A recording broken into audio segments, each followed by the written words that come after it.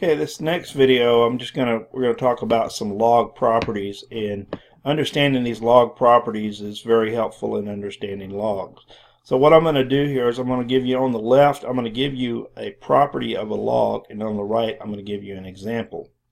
So the first log property says that if you take the log of some argument, say a, using the same base a, that's always going to equal to 1. Now on these first couple I'm going to show you why, but on the rest of them I'm not going to, because it takes a little too much know-how. So here, if you converted this equation to exponential form, you would say a to the 1 equals a. And so you can see that that's a true form in exponential form, so therefore it must be true in log form. And an example of this would be like if you said the log of 7 base 7, well, that would have to be 1, because you have a base here, an argument of 7, and the base is the same. Let me show you a couple of other examples that you might not readily identify. The natural log of e would also be 1, because remember, it's understood that the base of natural log is base e. So you have an argument e and a base e.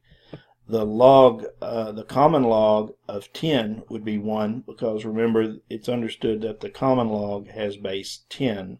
So here you're taking the log of 10 with the same base 10, so that would equal 1 as well. Now the next property says that the log of 1, any base, is 0.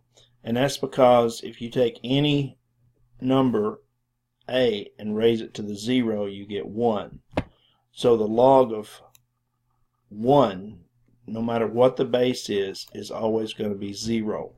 So, and even if you said the natural log of 1, you get 0, or the common log of 1 would also be 0. Also, the next one says if you take the log of a to the p, where this is a base a in this exponential, a to the p, and if the base is the same here and here, then this log is just going to equal the power p. And you can see what would happen if you converted this to exponential form. You would have a to the p equals the argument a to the p, which of course is a true statement. So we know that this is a true property.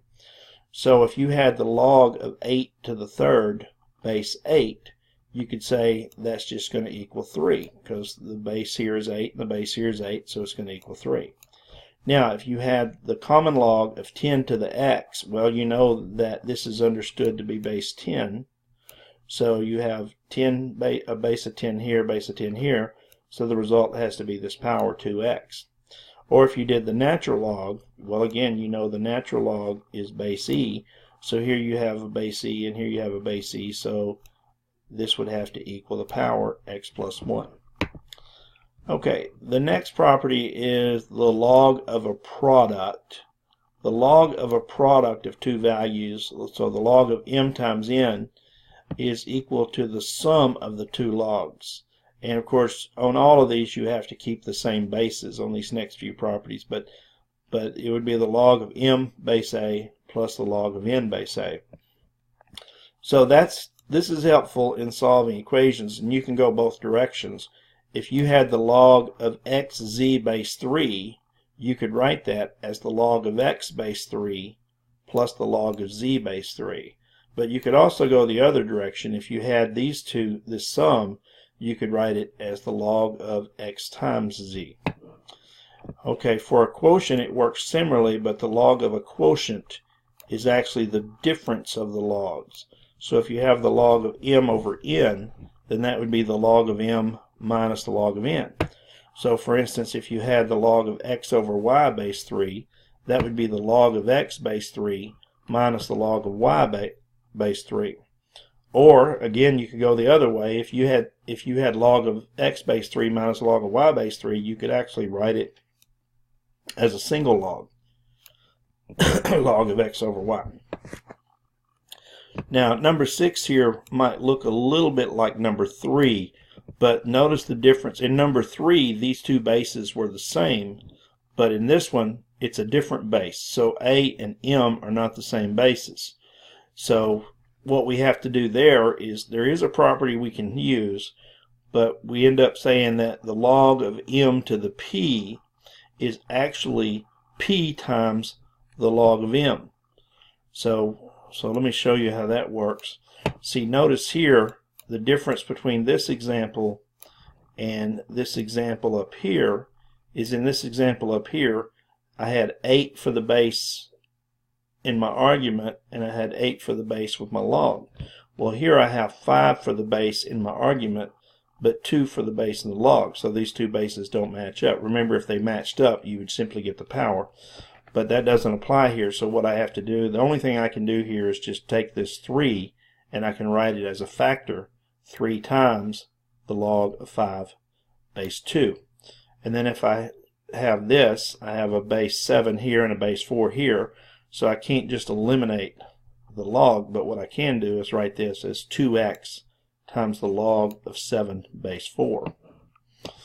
And now these next two properties have to do with the one-to-oneness of logs.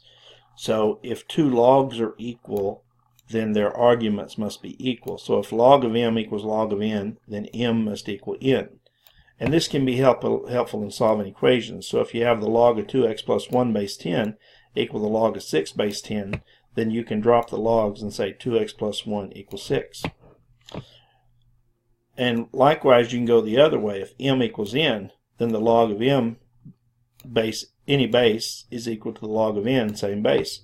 So if I have 3 to the x equal 25, then I know if I wanted to, I could write that as log of 3 to the x and use whatever base I like, equal to the log of 25, again using whatever base I like. And then this last property, a little hard to see because of the exponent here, but a to the log of p base a. So this is the log and the argument is p and a is the base. So if you're taking a base a and raising it to a log that has the same base, then the result is simply the argument of the log, p. So over here I'm taking a base 9 and I'm raising it to a log base 9, so the result is simply the argument 5x. Here I'm taking e and I'm raising it to a log base e. Remember, natural log is a base e log, and so the result is simply the argument 3x. And then here I'm taking 10 and I'm raising it to a log base 10, and so the result is just the argument of that log, which is 8. Now, these next couple of examples are just practice for you to do the log properties. So what you generally are asked to do, you're asked to either, given a log and asked to write it as a combination of logs, or you're asked to go the other way. You're given a combination of logs and asked to write it as a single log. So this time we're given a single log and we're asked to write it as a combination of logs. Well, the first thing I want to do when solving this, I want to go ahead and write this square root of z as a power. So I'll write that as z to the 1/2. Now, the property, this is a quotient. So this is m and this is n. And so we have a property up here that says that if I have the log of m over n, I can write that as the log of m minus log of n. So I can write this as the log of the top minus the log of the bottom. Now, here I have a product. I have m times n here. So up here I have a property that says if I have the log of m times n, that's the log of m plus log of n. So I can break this up as log of x squared plus log of y cubed. So I break that up like that. And I just brought the third term down. Now, each of these has a power. This is log of x squared, this is log of y cubed, this is log of z to the 1/2. Well, there's a property number 6 says if I have log of something to a power, I can write that as the power times the log. So I can write this as 2 times the log of x base 3. I can bring the 3 down here and write this as 3 times the log of y base 3. And then I can bring the 1/2 down and write this as minus 1/2 the log of z base 3. Now if I go the other way, like if I have an expression like this, I can write it as a single log.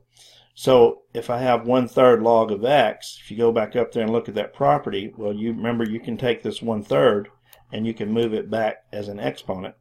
You can take this 2 and you can move it back as an exponent. And you can take this 3 and you can move it back as an exponent. So this would be the same as saying log of x to the 1/3 power. This would be log of y squared. This is common log, so I don't have the base written. And then log of z cubed. Now, since I have a sum, these two represent a sum, so I can rewrite this as a single log as the log of a product. So I would write that. I'd rewrite these two as the log of x to the 1/3 times y squared. And then I bring down the minus log of z cubed. But now I have the difference of two logs. And remember, when you have the difference of two logs, you can write that as the log of a quotient. So I write that as the log of a quotient where the numerator is the first argument, x to the 1/3 y squared, and the denominator of the argument is the second argument, z cubed. And so now I wrote that as a single log.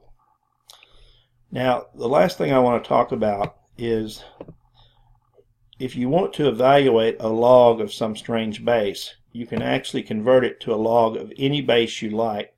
So the log of x base a actually is the same as log of x base b over log of a base b, where b is any base you choose.